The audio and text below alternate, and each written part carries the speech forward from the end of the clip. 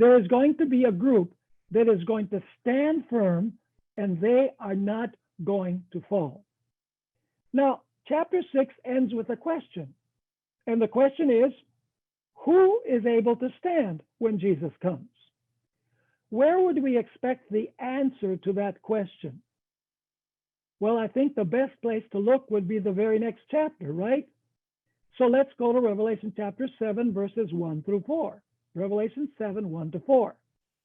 After these things, I saw 4 angels standing at the 4 corners of the earth, holding the 4 winds of the earth, that the wind should not blow on the earth, on the sea, or on any tree. So notice that the angels are holding the 4 winds. This means that probation is still open. The Holy Spirit has not been withdrawn from the earth. It continues saying, then I saw another angel ascending from the east, having the seal of the living God. And he cried with a loud voice to the 4 angels to whom it was granted to harm the earth and the sea, saying, do not harm the earth, the sea, or the trees, till we have sealed the servants of our God on their foreheads. And I heard the number of those who were sealed, 144,000 of all the tribes of the children of Israel were sealed.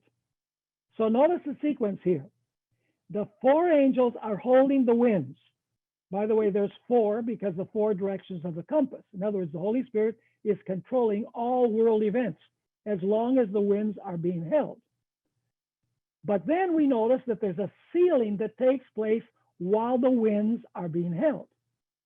And after the winds are released, then, the earth, the sea, the trees will all suffer because God is going to withdraw his spirit from the earth. Now, in order to fully understand Revelation 7, 1 to 4, we need to understand Ezekiel chapter 9. And you remember the story.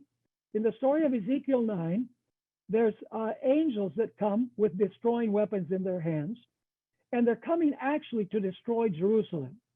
But before the destruction of Jerusalem, which, by the way, is worshiping the sun god, according to the previous chapter, chapter 8, and that is the greatest abomination in the city, they're worshiping the sun god. Before destruction and desolation comes, a man clothed in linen is commanded to seal on their foreheads or mark on their foreheads those who sigh and cry because of the abominations that are being committed in the city. So notice the same type of scenario. You have destruction that is coming. Before the destruction comes, it's necessary to set apart those who are faithful to God. They sigh and cry because of the abominations that are being committed. In other words, they're not participating in the abominations. They're not worshiping the sun god. They're actually sighing and crying because of what is happening in the city.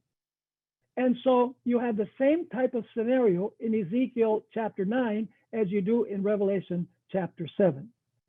So the central idea in Revelation 7, 1 through 4 is the sealing of the 144,000 so that they can go successfully through the time of trouble and be able to stand firm when Jesus comes.